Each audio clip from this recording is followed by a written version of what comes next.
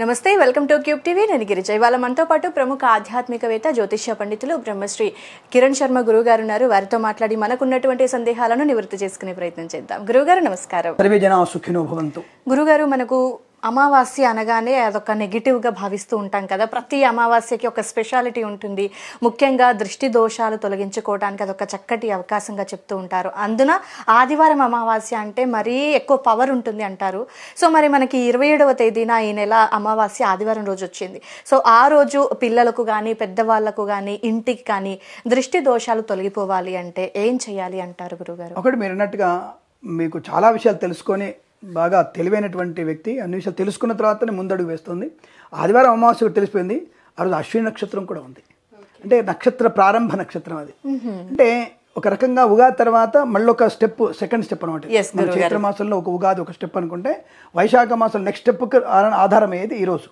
కానీ ఈ రోజు విశేషమైనటువంటి అమావాస్య ఏంటంటే నిజంగా మీరన్నట్టుగా నెగిటివ్ ఫోర్స్ ఎక్కువ ఉండేదానికి అవకాశం ఉంటుంది. ఎందుకంటే సూర్యుడికి ఈ ఒక్కరోజే తగ్గి ఉండేటువంటి అవకాశం. సూర్యుడు తగ్గి ఉంటాడు. సినిమా చెప్తారు కదా, ఒక్కొక్కసారి తగ్గి ఉండడానికి అవకాశం ఉంది. మీరు పురాణంలో విన్నప్పుడు మనకి ఆంజనేయ స్వామి నాగబంధనం ఇస్తాడు. నాగబంధాన్ని కూడా వినిపించే శక్తి హనుమంతుడికి ఉంది. కానీ ఆయన ఆ నాగబంధం పెడగానే ఆయన వరం ఇస్తాడు, నీ బంధానికి నేను లోబడి ఉంటానని చెప్పేసి బ్రహ్మాస్త్ర నాగబంధాన్ని కట్టుబడి ఉండి సైలెంట్గా రావణాసురుడికి వెళ్ళిపోతాడు. ఆయన దాన్ని తెంచగలిగే శక్తి ఆయనకు ఉంది. కానీ కేవలం ఆయనకి ఇచ్చినటువంటి మాట కోసం సైలెంట్గా ఉండి వెళ్ళిపోతాడు. అలాగే రవి కూడా నా రాజు, గ్రహరాజు అయినా ఈ వారంలో ఈ ఒక్కరోజు ఆదివారం అమావాస్యలో మాత్రమే తలొక్కి ఉంటాడు. కానీ మిగతా గ్రహాల యొక్క ప్రభావం పెంచడానికి కావచ్చు, లేదంటే సరే చూద్దాం ఏం చేస్తారో వీళ్ళు, నెగిటివ్ చేస్తున్నారు కదా, చేస్తారు ఏం చేద్దాం, ఎంత నెగిటివ్ చేస్తారనేటువంటి కారణం కావచ్చు. ఈ సమయంలో మనకి మీరంటగా చేతబడి కానివ్వండి, ఎప్పునాటిదం కానివ్వండి, చాలా మంది అంటారు, నన్ను అడుగుతారు చాలా మంది, గురుగారు మరి చేతబడి లాంటివి అంటారు కదా, మరి ఉన్నాయంటారు. Why not? దేవుడు ఇంత చెప్తున్నాం కదా మేము, లక్ష్మీదేవి, వినాయకుడు, సుబ్రహ్మణ్య స్వామి, దత్తాత్రేయుడు చెప్తున్నాం కదా, మరి దేవుడు రాక్షసులు ఎందుకు ఉండరు? ఆటోమేటిక్ గా ఉంటారు కదా. రాక్షసులు మూఢనమ్మకం అనే వాళ్ళు ఉన్నారు, మూఢనమ్మకం అంటారా? ఇదేమో దేవుడు దైవత్వం అంటారా?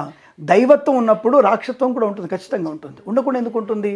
కాబట్టి ఎందుకు నేను మా అమ్మ ఇద్దరం బండి మీద కార్లో ఏదో ప్రోగ్రామ్కి వెళ్ళి వస్తున్నాం. మేము మా అమ్మాయి అడుగుతుంది, నాన్న ఇది నెగిటివ్ ఎనర్జీ అంటారు కదా, నెగిటివ్ ఎనర్జీ పోవడానికి దేవుని పూజిస్తాం కదా, పోదా సంథింగ్ అని చెప్పేసి, మరి రావణాసుడు రాక్షసుడు అంటున్నాం, విభీషణుడు కూడా రాక్షసుడే కదా, ఆయన మంచివాడిగా మారాడు, ఎట్లా మారాడు అని అంటే ఆయన తత్వం పోదా అని అడిగింది మా అమ్మాయి. తత్వం పోద్దా అంటే పోదు. రాక్షస లక్షణంలో కొన్ని మంచి లక్షణాలు తీసుకుంటారు అంతే, వాళ్ళు స్వతగా ఉండే లక్షణం పోదు. వానరుడికి వానర లక్షణం పోదు, పూర్తిగా పోదు. అందుకే మీకు కిష్కింద కాండ వరకు హనుమంతుడిని అల్లరోడిగా చూపిస్తారు. చాలా అల్లరోడు అసలు. ఈ హనుమంతుడు చాలా అల్లరి చేస్తాడు. ఆయన గందరగోళం అల్లరి చేస్తాడు. ఆయన చేసి విసిగిస్తారు అందరినీ. అప్పుడే శాపం పెడతారు అందరూ, నీకేది గుర్తుండకుండా పోద్దురా అని. ఆయనకి చాలా అస్త్రాలు ఉంటాయి ఆయనకి. మరి ఏదో ఆయనకి అంశలో పుట్టాడు కదంటే ఎప్పుడైతే అవసరం అప్పుడు తనకు తానే గుర్తొస్తుంది. ప్రతిసారి గుర్తుండవు వీడికి అని చెప్పేస్తారు. అందుకే ఆయనకి అస్త్రాలు గుర్తుండవు, ఆ బలం అంతా ఉండదు. అందుకే ఆయనకి మనకి సముద్ర లంఘన చేసేటప్పుడు అప్పుడు గుర్తుండదు ఆయనకి. అప్పుడు గుర్తొస్తుంది, నువ్వు విభీషణుడు, అంగదుడు అందరూ కూడా నువ్వు ప్రోత్సహించినప్పుడు బలవంతంగా నువ్వు గొప్పోడు అనగానే ఆయనకి ఉసిగు కానీ బలం వస్తుంది ఆయనకి. అలా విభీషణుడు కూడా చెడ్డవాడుగా నాన్న కరెక్ట్గా ఆయనకి. కానీ రాక్షసులు ఉండేదంటే ఒక రాజుని చంపేసి ఆ భార్యను తెచ్చేసుకోవచ్చు, అది లక్షణం వాళ్ళది, ధర్మం వాళ్ళకి. అలా ఆయన అందరినీ పెట్టుకోవచ్చు. అది ధర్మం కాదు అంటే రాక్షస ధర్మం వేరు. కాబట్టి రాక్షసులలో చెడ్డవాళ్ళు మంచి వాళ్ళు ఉంటారు. అలాగే మన చేతబడి అనేది ఉంది, ధర్మశాస్త్రంలో చెప్పబడింది. మా అమ్మాయి అడిగింది ఏ ధర్మశాస్త్రం అంటే ధనుసు వేదంలో ఉంది. అది ధనుర్వేదంలో ఉంది, అధర్వణ వేదంలో స్పష్టంగా ఉంది అది. మరి దాన్ని ఎందుకు బయటకు వచ్చానంటే సింపుల్ చెప్పాను. దాన్ని ఎందుకు బయట తెలియదు అంటే, ఇప్పుడు అణుబాంబు తయారు చేస్తున్నాం మనం, అణుబాంబు తయారు చేస్తున్నావు. మీకు తెలుసా అణుబాంబు ఎలా తయారు చేస్తారో? ఇప్పుడు ఆయన తెలుసా? హైడ్రోజన్ బాంబు తెలియదు మనకి. అంటే ఎందుకు తెలియకూడదు? అది అనవసరమైనటువంటి విషయాల్లో బయటికి వెళ్ళిపోయి ప్రమాదానికి వెళ్తుంది. కాబట్టి అణుబాంబుని కొంతవరకు కొద్ది మంది వ్యక్తులకే అది తెలుస్తుంది, అందరికి తెలియదు. అవును గురుగారు. బయట వ్యక్తులకు ఇంకోటి ఏంది, కంపౌండ్స్ ఒకటి కొంత తెలుసు, అందరికి ఒక కంపౌండ్ తెలియదు. అంటే కంపౌండ్ అంటే ఆ తయారు చేసే విధానం ఒకటి తెలియదు. అలాగే వేదాల్లో కూడా ఈ ఒక్కొక్క ముక్కల్ని ఒక వేదంలో పెట్టేసి చేతబడి ఎలా చేయాలి, ఎందుకు చేయాలి చేతబడి అంటే, ఒక వ్యక్తి తనకు తీవ్రమైనటువంటి మానసిక వేదనతో గురవుతున్నాడు, అప్పుడు ఇటువంటివి చేసి వాళ్ళు ఒక చలనం కలిపేయాలి అంతే. చలనం కలిపేయడానికి మంచి చేయడం కోసం ఉపయోగించబడాలి తప్ప నేను నాశనం అయిపోవాలి, అమ్మాయి నేను వల్లో వేసుకోవాలి, అబ్బాయిని వల్లో వేసుకోవాలి అనేది మాత్రం చేతబడి కాదు. ఇప్పుడు అది కాలమానంలో కొంత దరిద్రంతో నెగటివ్ గానే ప్రయోగం జరుగుతుంది. దాని ఏంటంటే దాని పూర్తిగా దాన్ని లేకుండా దానికి ప్రయోగాలు ఉన్నాయి, మంచి ప్రయోజనాలు ఉన్నాయి, సత్ప్రయోజనం దుష్ప్రయోజనాలు ఉన్నాయి. దుష్ప్రయోజనం ఎక్కువైంది కాబట్టి దాని గురించి వేదాల నుంచి అందరు చెప్పడం మానేశారు. తీసేసినట్టుగా ఎందుకంటే ఈ 4 సంకలమైనప్పుడే 4 మంత్రాలు కలిసినప్పుడు ఒక పవర్ ఉంటుంది. ఈ మిగతా వాళ్ళు చెప్పడం మానేశారు వేదాల్లో. ఇది ఈ వేదంలో ఇది ఉందని చెప్పడం మా పెద్దవాళ్ళందరూ మానేశారు దాన్ని. దానివల్ల ఏమైంది, ఇప్పుడు సగం నేర్చుకునే వాడైపోయి వానికి రివర్స్ కొడుతోంది. అవునంట గురుగారు, ఇందులో ముఖ్యంగా చేతబడిలో తప్పు ఏదైనా జరిగితే అది ఉల్టా తనకి తన కుటుంబాన్ని మొత్తాన్ని నాశనం చేస్తుంది. భార్య పిల్లలతో అందరూ తప్పు చేశారంటే యజమాని యొక్క ఎప్పుడైతే నువ్వు యజమాని ఎలాగైతే చెడు మంచి చేస్తున్న లాభం ఉంటుందో నెగిటివ్ కూడా వాడే కారణం. తప్పకుండా వాడికి ఎటువంటి ప్రభావం కలుగుతుంది, దానివల్ల ప్రయోజనాన్ని నష్టాన్ని పొందుకునే అవకాశాలు ఉంటాయి. సో ఇలా మనకున్నటువంటి ప్రయోజనం. ఇప్పుడు మనకి 27వ తేదీ ఆదివారం వచ్చేటువంటి అమావాస్య కూడా అశ్విని నక్షత్రంతో అటువంటి అమావాస్యనే. నెగిటివ్ ఎనర్జీని తీసి పడేయడానికి ఈజీగా ఉంటుంది. సో మీరు అడగవచ్చు ప్రేక్షకులు, ఇప్పుడు చేతబడి అంటే పిచ్చోళ్ళ చెప్తున్నావు నువ్వు అంటే, నాకు సమాధానం మీరు చెప్పాలి ప్రేక్షకులు. What is the meaning of hypnotism? What is the meaning of deep hypnotism? Hypnotism వేరు, డీప్ హిప్నటిజం వేరు. So what is the meaning of sleeper cells? మీ భాషలో నాకు చెప్తే నేను ఆ చేతబడి గురించి మీకు చెప్తాను. అంటే స్లీపర్ సెల్స్ అనేవి మనకు తెలిసిపోతుంది ఆల్రెడీ. మన జరిగినటువంటి September 24/11 జరిగినటువంటి మనకి బాంబే బ్లాస్ట్ల గురించి వాళ్ళు స్లీపర్ సెల్సే వచ్చారు. ఏ ఒక్కడు కూడా తన పేరుని వాళ్ళు బయట పెట్టుకోకుండా వచ్చి కేవలం ఎక్కడి నుంచో అడ్మినిస్ట్రేట్ చేసి వాళ్ళు మాట్లాడుకొని వాడు కాల్చుంటే కాల్చుకుంటూ వెళ్ళిపోయాడు అంతే. సో ప్రపంచం చెప్పింది స్లీపర్ సెల్స్ అని. ఇప్పటికే స్లీపర్ సెల్స్ వాళ్ళు చాలా మంది ఉన్నారు కాబట్టి బయటకు తెలియదు, మనకి తెలిసే విషయం. మన వాళ్ళు ఉన్నారు కాబట్టి మన వాళ్ళు ఎక్కడ పడితే కాల్ చేస్తారు వాళ్ళని. ఒక సినిమాలు కూడా చూపించిన అక్షయ్ కుమార్ సినిమాలు కూడా 11 మందిని ఒకేసారి కాల్ చేయడం. మనకి తమిళ్లో కూడా విజయ్ సినిమాలు కూడా ఉంది. అది 11 మంది టెర్రరిస్టులని ఒకే క్షణంలో కాల్ చేస్తారు, వాళ్ళు ఒకే టైంలో కాల్ చేయాలి. అలా వెళ్ళిపెట్టుకోవచ్చు. అంటే there is sleeper cells is there. Sleeper cells అంటే ఏమిటి? వాళ్ళొక మాటతో నువ్వు నేను చెప్పిందే వింటావు, చెప్పిందే చూస్తావు, నేను చెప్పినట్టే చేస్తావు అని వాళ్ళని పూర్తి వీళ్ళ కంట్రోల్లో పెట్టుకొని రిమోట్ ఫెన్సింగ్ ద్వారా వాళ్ళ మాటల ద్వారా వాళ్ళని కంట్రోల్ చేస్తారు.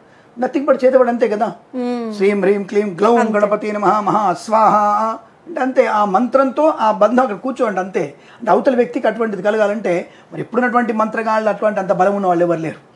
అంతా దమ్ము కొట్టి మందు కొట్టే మంత్రాలు తప్ప వేరే కేవలం నేను తంబాకు వేసుకోవాలి గంజాయి కొట్టినటువంటి మంత్రాలు తప్ప నిజంగా చేతబడి చేయగలిగే దమ్మును ఇవ్వలేడు. కాబట్టి వాళ్ళు సగం చేసి నాశనం అయిపోతున్నారు. కానీ ఇటువంటి ఆదివారాలు అటువంటి వాటికి ఎక్కువ ఉపయోగపడతాయి. ఆదివారం అమావాస్య వచ్చినప్పుడు అలా ఎక్కువగా ఉపయోగపడుతుంది.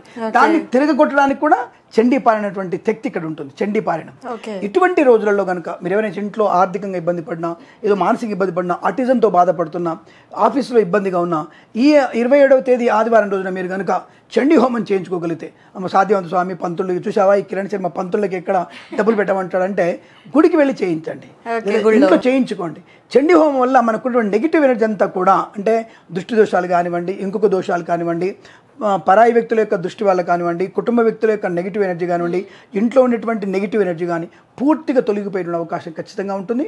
కాబట్టి రేపు వచ్చేటువంటి 27 ఆదివారం అమావాస్య రోజున ఖచ్చితంగా మనం అద్భుతమైనటువంటి ఒక అమ్మవారి స్తోత్రం చదువుకున్న, చండీ అమ్మవారి అష్టోత్తరం చదువుకున్న, లక్ష్మీదేవి ఆరాధన చేసిన ధనయోగము, సరస్వతి అంటే మహాకాళి, మహాలక్ష్మి, మహాసరస్వతి ముగ్గురు అమ్మవార్ల అష్టోత్తరం చదువుకున్న అద్భుతమైనటువంటి ప్రయోజనం ఉంటుంది. ఎవరైనా ప్రయోగాలు చేస్తే వాటిని సునాయాసంగా బయటపడిపోవచ్చు. మనం సింపుల్గా మీరు ఖచ్చితంగా మీ బోర్డు ముందు, అంటే మీ ఇంటి గేటు ముందు కానివ్వండి, డోర్ ముందు కానివ్వండి, చిన్న దుర్గమ్మవారి ఫోటో పెట్టుకోండి చాలు. ఈ ఒక్కరోజు చాలా మంచి పేరు, అంటే జనాకర్షణ బాగా పెరుగుతుంది. సో నెగిటివ్ ఎనర్జీ తీసేస్తుంది. అయితే గురుగారు, మరి అమావాస్య రోజు సాధారణంగా ఆడపిల్లల్ని కాలుకి కాటిక లేకుండా కూడా బయటికి పంపించారు, తల వీరబోసుకోకూడదు, ఇవన్నీ చాలా కండిషన్స్ పెడుతూ ఉంటారు ఇళ్లలో. సో మరి ఖచ్చితంగా ఆ రోజు కొన్ని రకాల, అంటే బయటికి అలా వెళ్ళటం వల్ల నెగిటివ్ అనేది అటాక్ అవుతుంది అనేసి చెప్తూ ఉంటారు కదా. సో అసలు చేయకూడని పనులు ఏంటి గురుగారు అమావాస్య ప్రదోష కాలంలో? ఆడపిల్ల బయటికి వెళ్ళకూడదు, వినట్టుగా జుట్టు విరబోసుకోకూడదు.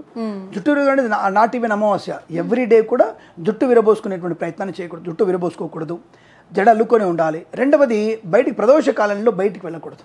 అంటే ఏదైనా తిప్పివేయడానికి కూడా ప్రదోష కాలంలో అనేక రకమైనటువంటి బలులు మన దగ్గర ఉంటాయి.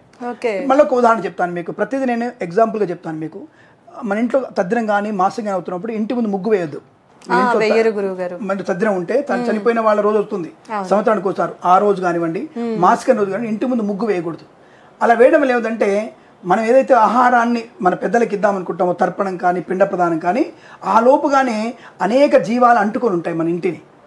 అంటే మన తల్లిదండ్రుల ప్రేతాత్మ కాదు, ఇంకొకళ్ళ ప్రేతాత్మతో పాటు అనేక ప్రేతాత్మలు అంటుకొని ఉంటాయి. ఎందుకు? మన తర్పణం ఇస్తాం, నీళ్ళతో తర్పణం ఇస్తాం. ఆ తర్పణ నీళ్ళ కోసం, ఆ యొక్క పిండ ప్రదానం కోసం ఎదురు చూస్తుంటాయి. ఒకవేళ మన తల్లిదండ్రుల పేరు చెప్పకుండా ఆలస్యం చేసి అక్కడ ఏదైనా వెయిట్ చేస్తే మిగతా బలులు అవి తీసుకెళ్ళిపోతాయి. మనకు కనబడుతుందా అంటే స్టార్ స్టెల్లర్ అనే సినిమా చూస్తే మనకు అర్థమైపోతుంది ఎలా ఉంటాం మనం, పరోక్షంగా ఎలా ఉంటాం మనం అనేది. సైంటిఫిక్ కూడా సినిమాలు తీశారు మా కోసం, థ్యాంక్స్ ఫర్ ఆల్ దట్.